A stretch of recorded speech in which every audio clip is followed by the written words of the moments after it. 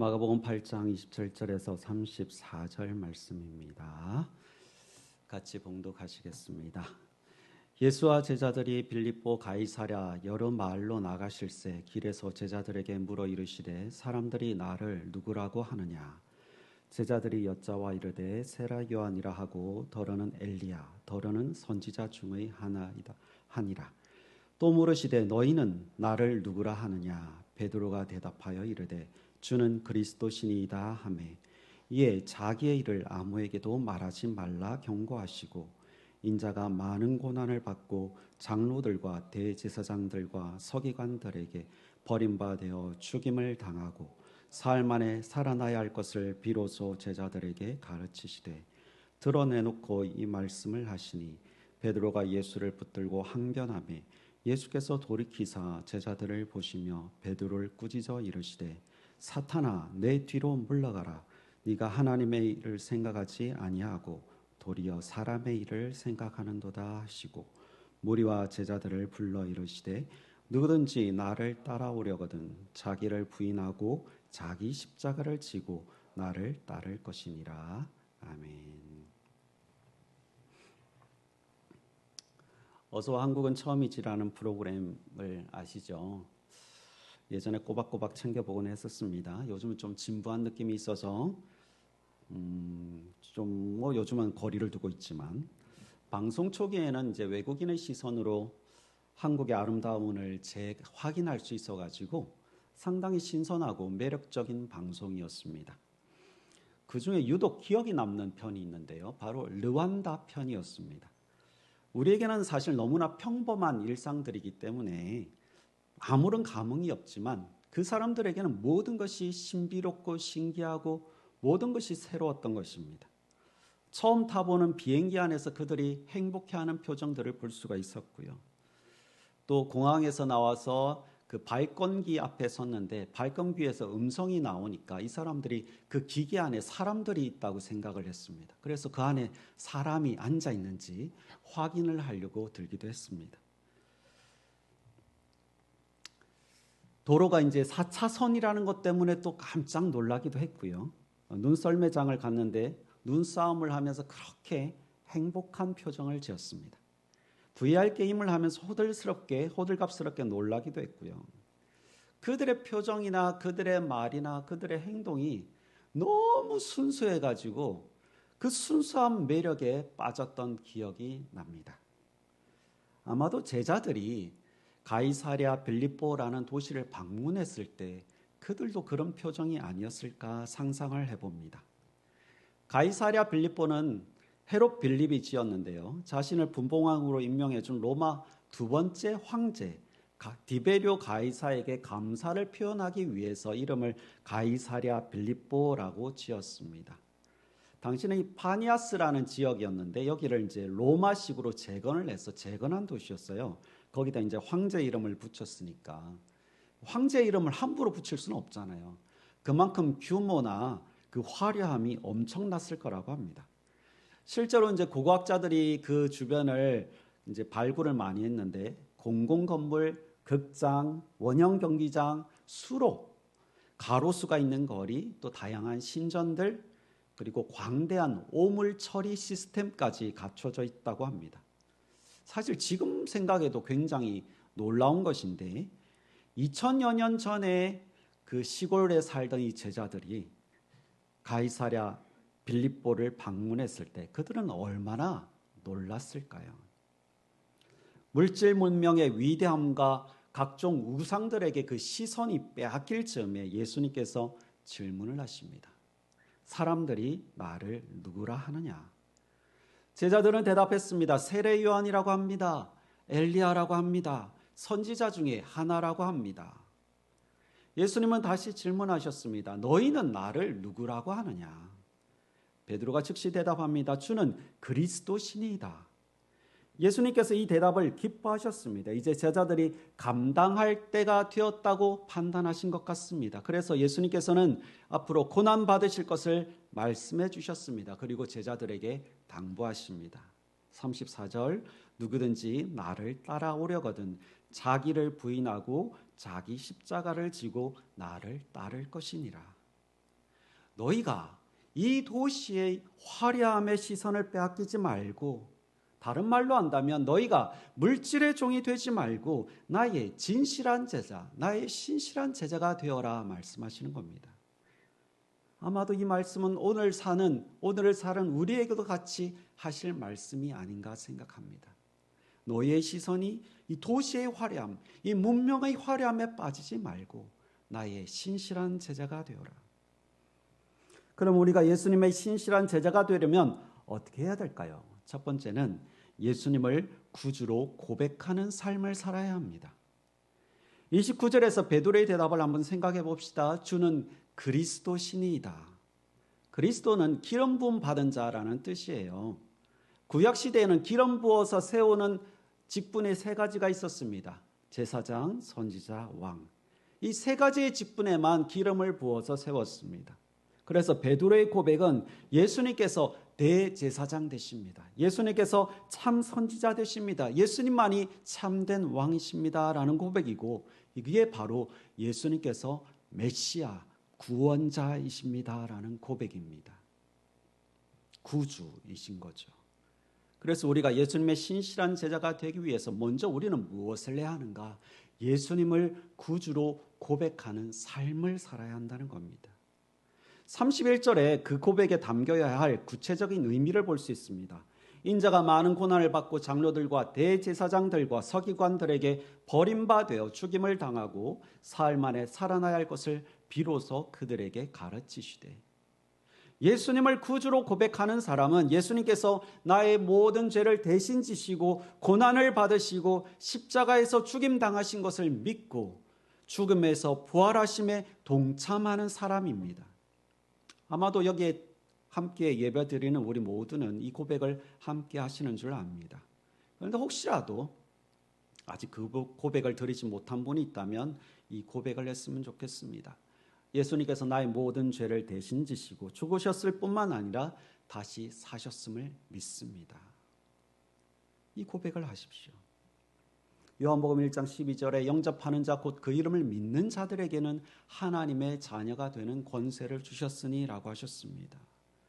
예수님께서 나의 죄를 대신해서 죽으시고 다시 살아나신 것을 믿는 자, 그 고백을 하는 사람이 바로 하나님의 자녀다라는 그런 약속의 말씀이 있습니다. 그런데 이 고백은요, 단번으로 그쳐서는 안 됩니다. 제가 늘 강조하는 말씀이 아마 이거일 것 같아요. 단번으로 그치지 마십시오. 삶 속에서 예수를 구주로 고백하는 삶을 사십시오. 일상에서 늘 예수님을 구주로 고백하는 삶을 살아야 합니다. 왜? 내 삶은 내가 주인이 아니라 내 삶의 주인은 하나님이심을 고백하는 것입니다. 왜 그래야 합니까? 우리가 하나님의 자녀이지만, 우리가 하나님의 자녀의 권세를 누리게 되었지만 우리의 속성은 언제나 죄를 따라가기 마련이기 때문입니다. 죄의 종으로 살려는 우리의 본능이 여전히 남아있기 때문입니다. 이스라엘 백성이 모세의 인도를 따라서 출애굽했을 때를 여러분 기억하실 것입니다. 그들이 홍해 앞에서 더 이상 피할 곳이 없는 그곳에서 그들은 어떻게 모세와 하나님을 원망했습니까? 애굽에 매장지가 없어서 당신이 우리를 이끌어내어 이 광야에서 죽게 만드느냐? 어찌하여 당신이 우리를 애굽에서 이끌어내었느냐? 우리가 당신에게 한 말이 이것이 아니냐? 우리를 내버려 두라. 우리가 애굽 사람을 섬길 거라 하지 않았느냐? 애굽 사람을 섬기는 것이 이 광야에서 죽는 것보다 훨씬 낫다. 아니 여러분, 하루하루를 고통스럽게 보내던 노예들에게 자유를 주었는데 그들은 다시 노예가 되겠다고 선언하고 있습니다. 그들이 홍해를 건너는 기적을 경험했습니다. 그 기적의 현장에 있었습니다. 그런데 또 이 홍해를 건넌 다음 출애굽기 16장을 보면 다시 그들은 모세와 아론을 원망합니다.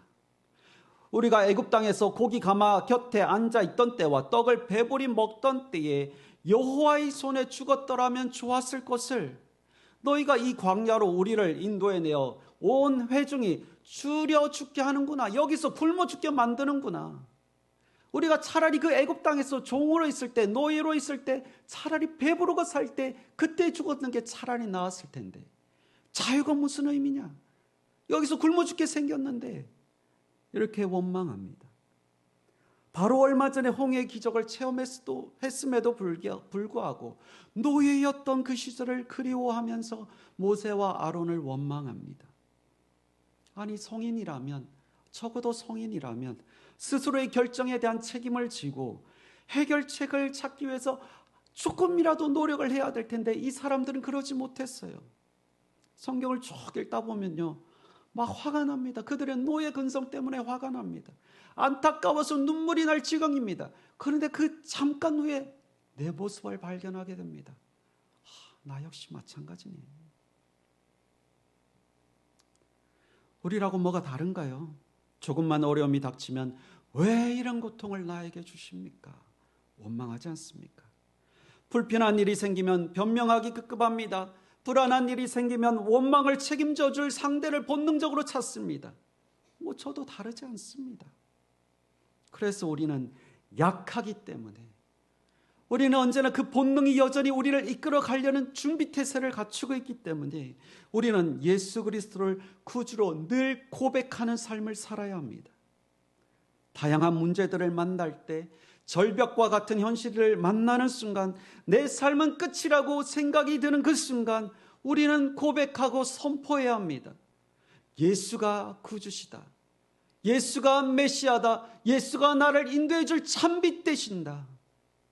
그때 복음의 능력이 임합니다. 그때 그 능력에 힘입어서 새로운 힘을 얻을 수 있습니다. 새로운 용기를 얻을 수 있습니다. 한 발 내디딜 수 있는 은혜를 경험하게 됩니다. 여러분 삶 속에서 예수의 이름을 선포하는 삶을 사십시오. 예수를 구주로 고백하는 삶을 사시기 바랍니다. 두 번째는 하나님의 음성을 경청하는 삶을 살아야 합니다. 예수님께서 고난 당하실 것과 죽임을 당하실 것, 그리고 부활하실 것을 말씀해 주셨습니다. 그런데 32절을 보면 방금 전까지만 해도 예수님을 구주로 고백했던 베드로가 예수님께 항변합니다. 예수님, 그렇게 하시면 안 됩니다. 이에 예수님께서 말씀하십니다. 33절, 예수께서 돌이키사 제자들을 보시며 베드로를 꾸짖어 이르시되 사탄아, 내 뒤로 물러가라. 네가 하나님의 일을 생각하지 아니하고 도리어 사람의 일을 생각하는도다. 베드로는 예수님을 구주로 고백했습니다. 그러나 여전히 그는 마음속에, 머릿속에 예수님을 정치적 구원자로 생각하고 있었던 것 같습니다. 아니, 메시아가 어떻게 죽는단 말인가? 참된 구주로, 참된 정치적인 메시아로 왔으면 죽으면 안 되지. 지금 이 현실을 타파해야지.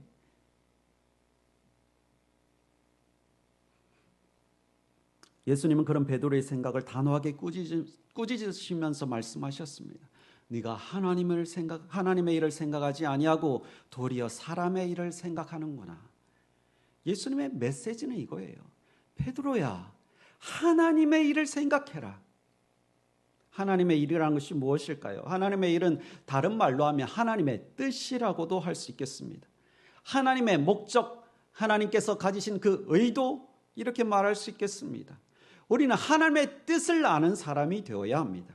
우리가 하나님의 뜻을 어떻게 알 수 있습니까? 이건 하나님의 뜻인가? 우리가 어떻게 알 수 있습니까? 하나님께서 무엇을 원하시는지, 하나님께서 무엇을 싫어하시는지, 하나님께서 무엇을 기뻐하시는지, 무엇을 소중하게 여기시는지 우리가 어떻게 알 수 있습니까? 우리가 하나님의 그 의중을 바르게 알려면 어떻게 해야 합니까? 사실 답은 명료하지요. 바로 하나님의 음성을 경청하는 것입니다. 하나님의 음성은 사람의 말과 같지 않습니다. 오해하지 마세요. 누군가 하나님의 음성을 들었다라고 하는 표현은 사람이 말하는 것처럼 우리 귀에다 말하는 게 아니죠. 하나님의 음성은 마음의 기쁨과 한의로 오는 것입니다. 결단으로, 회개로 오는 것입니다. 평안으로 다가오는 것입니다.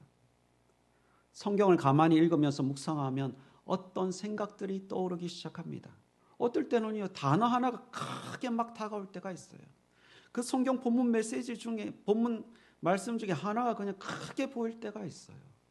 때로는 한 문장이 내 생각을 휘저어 놓기도 합니다. 나의 잘못이 보이기도 하고 나의 실수도 생각납니다. 내가 이제 어떻게 살아야 할지 고민도 하게 됩니다. 그 모든 과정이 하나님의 음성을 듣고 내 심령이 반응하는 시간들입니다.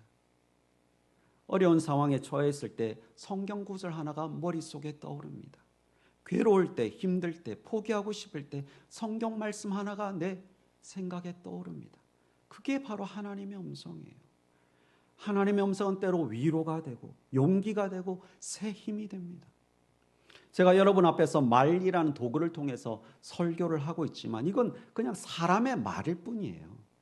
아무런 권위도 없는 제가 여러분 앞에서 이렇게 말을 한다고 해서 여러분의 생각이나 여러분의 가치관이나 여러분의 삶이 달라지지 않습니다. 그건 저 신용재라는 사람이 말하는 것일 뿐이기 때문에. 그런데 제가 하나님의 도구로 어느 순간 사용되는 순간 제가 말하는 이 말이 어떨 때는 여러분의 가슴 속에 깊이 심겨지는 순간이 있을 거예요. 이 문맥에서는 전혀 다른 의도의 말인데도 어떨 때는 그 말이 여러분의 머릿속에 꽂히는 순간도 있을 겁니다.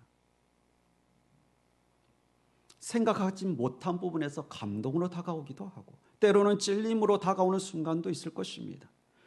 그리고 가만히 여러분의 생각을 바꾸고 결단을 내리도록 격려하고 이전과는 다른 삶을 살도록 여러분을 이끌어주기도 할 겁니다. 그건 제가 하는 게 아니에요. 하나님의 음성입니다. 성령 하나님께서 캐치하게 만드시는 거라고요. 하나님의 음성은 때로는 선명하게 때로는 잔잔하게 다가옵니다. 어떨 때는 잘 들리지 않을 정도로 세밀하게 다가오기도 합니다. 우리는 그 음성을 들을 수 있어야 돼요. 그 음성을 경청하는 삶을 산다면 우리는 당연히 신실한 제자의 삶을 살게 될 수밖에 없을 것입니다. 그런데 이걸 막는 게 있어요. 그 음성을 듣지 못하게 만드는 게 딱 하나 있습니다. 뭘까요? 죄. 이게 드리워지는 순간 그 음성을 듣지 못하게 만들어요. 그게 내 머릿속을 장악하는 순간 그 음성, 그 메시지를 발견하지 못하도록 눈을 가리워 버립니다. 우리가 하나님의 음성을 경청하기 위해서는 우리가 신실한 제자가 되기 위해서는 그것을 하나하나 내려놓으면서 하나님 앞으로 다가가는 방법밖에 없습니다. 우리가 그렇게 우리의 삶을, 우리의 부족함을, 우리의 연약함을 내려놓고 하나님 앞에 서게 될 때에 조그만 빛이 보이기 시작할 것이고 선명한 길이 보이기 시작할 것이고 선명한 메시지가 보이기 시작할 것입니다. 그 음성을 따라가는 삶을 사십시오. 하나님의 음성을 경청하는 저와 여러분이 되시기를, 그래서 주님의 신실한 제자가 되시기를 주님의 이름으로 축복합니다.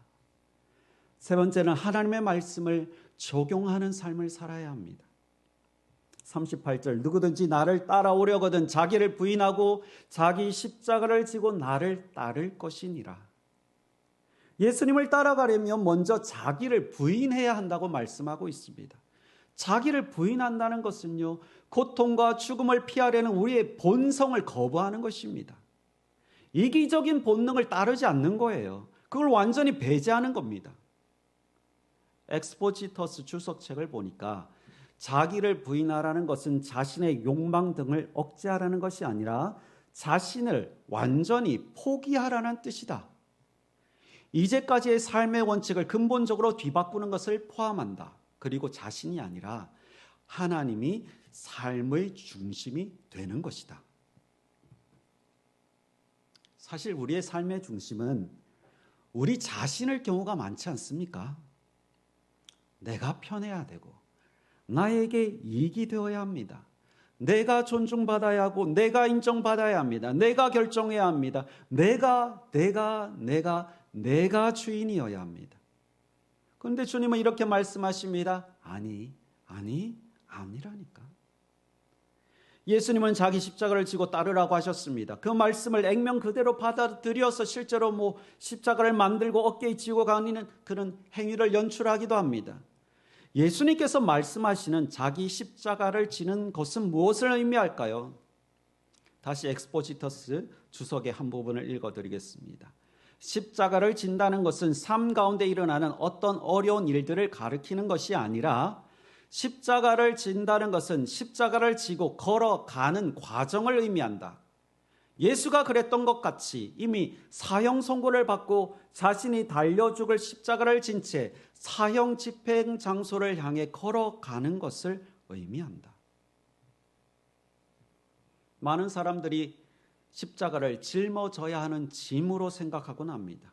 어긋난 관계, 감수할 수 없는 직업, 신체적인 질병, 경제적인 문제 또는 고통을 유발하는 가족을 십자가로 생각하기도 합니다. 물론 그런 의미가 십자가일 수는 있겠지만 본래적인 의미를 알려면 그 시대적인 배경을 좀 참고해 볼 필요가 있습니다. 사실 예수님 당시의 십자가는 자신이 져야 하는 짐을 상징하지는 않았습니다. 1세기 사람들에게 십자가는 인간이 고안해낼 수 있는 가장 고통스럽고 치욕스러운 죽음의 수단이었습니다. 로마인들이 죄수에게 십자가를 지고 사형장에 걸어가게 했기 때문에 십자가를 진다는 것은 자기가 죽을 처형의 도구를 짊어지고 처형장을 오르는 내내 조롱받고 죽음의 자리로 걸어가는 것입니다. 그래서 십자가를 지고 예수님을 따르는 것은 죽을 각오를 해야 된다는 의미이기도 합니다. 자기 십자가를 지고 예수님을 따랐던 사도 바울의 고백을 들어보십시오. 고린도전서 15장 31절인데요. 형제들아, 내가 그리스도 예수 우리 주 안에서 가진 바 너희에 대한 나의 자랑을 두고 단언하노니 나는 날마다 죽노라. 예수님의 말씀대로 사도 바울은 자기의 십자가를 지고 날마다 죽는다라고 고백했습니다. 너희는 유혹의 욕심을 따라 썩어져가는 구습을 따르는 옛사람을 벗어버리고 오직 너희의 심령이 새롭게 되어 하나님을 따라 의와 진리와 거룩함으로 지으심을 받은 새 사람을 입으라. 날마다 옛사람은 죽고 날마다 새 사람으로 사는 것입니다. 그런즉 누구든지 그리스도 안에 있으면 새로운 피조물이라. 이전 것은 지나갔으니 보라 새 것이 되었도다. 십자가를 짊어지는 삶은 나를 죽이는 삶입니다. 내 안에 고집스러운 죄성을 죽이는 삶입니다. 그래서 새로운 피조물로 살아가는 것입니다. 말씀을 내 삶에 적용할 때 가능합니다. 욕심이 몰려올 때 결단하십시오. 나는 옛사람을 버리고 새 사람으로 살겠다. 미움과 증오가 몰려올 때 선포하십시오. 나는 날마다 죽노라. 걱정이 몰려올 때, 염려가 나를 장악할 때 결정하십시오. 예수님만이 나의 왕이시다. 시기와 질투가 몰려올 때 선언하십시오. 나는 하나님을 따라 의와 진리와 거룩함으로 지으심을 받은 새 사람이다. 화가 몰려올 때, 분노를 조절하지 못할 때 말씀으로 그 감정을 결박하십시오. 나는 날마다 죽노라. 죄의 유혹에 번번이 넘어지고 아니 죄를 이길 의지조차 희미해지려 할 때 선포하십시오. 나는 하나님의 자녀다. 설교를 마무리하면서 A라는 사람의 이야기를 해드리려고 합니다. 그의 아버지는 다른 종교를 가지고 있었어요. 어머니는 독실한 기독교 신자였습니다. 어릴 때 공부에 취미가 없었습니다. 동네에서 유명한 사람이었습니다. 도둑질과 온갖 나쁜 일들을 저질렀습니다. 남의 정원에서 배 훔쳐먹는 것 정도는 아무렇지도 않게 여기게 되었다고 합니다. 19살에는 부모님의 허락도 받지 않고 부모님을 위해 일하는 직원과 결혼을 했고요. 또 28살까지는 이단 사상에 홀려 있었습니다. 보통 사고뭉치가 아니죠. 그런데 그가 32살 되던 때 늦은 여름이었습니다. 아마 여러분도 아시는 이야기일 거예요. 정원 밖에서 어린아이들의 소리가 들렸습니다. 펴서 읽어라, 펴서 읽어라. 불현듯 느끼는 것이 있어서 성경을 집어서 우연히 펼쳤습니다. 펼친 곳에 로마서 13장 13절이 나왔습니다. 낮에와 같이 단정히 행하고 방탕하거나 술 취하지 말며 음란하거나 호색하지 말며 다투거나 시기하지 말고 오직 주 예수 그리스도로 옷 입고 종력을 위하여 육신의 일을 도모하지 말라. 이 사람은 그 유명한 아우구스티누스입니다. 그는 아이들의 노랫소리에 담긴 그 세미한 음성, 그게 바로 하나님의 음성으로 들었던 것입니다. 성경을 펼쳐서 읽는 가운데 살아계신 하나님의 경고와 명령을 들었습니다. 그 말씀을 본 순간 그는 회개했고 387년 마침내 그는 영세를 받고 기독교로 개종했습니다. 395년에는 히포의 주교가 되었고요. 많은 책을 써서 기독교 철학과 신학 분야에 기초를 마련한 위대한 사람으로 쓰임받았습니다. 사실 지금도 신학하는 그 모든 것들이 그로부터 가지가 펼쳐지는 경우가 많거든요. 저와 여러분도 신실한 제자의 삶을 살기를 바랍니다. 삶에서 끊임없이 예수를 선포하십시오. 예수를 구주로 고백하십시오. 하나님의 그 세미한 음성을 듣는 노력들을 그치지 마십시오. 하나님의 말씀을 듣는 것만 만족하는 게 아니라 삶 속에 일일이 적용하는 삶을 사십시오. 그래서 예수님의, 주님의, 하나님의 신실한 제자, 첫 천국의 왕자로, 공주로 하나님께 기쁨이 되고 하나님께 귀하게 쓰임받는 저와 여러분 되시기를, 살아있는 간증이 넘쳐나는 삶을 사시기를 주님의 이름으로 축복합니다.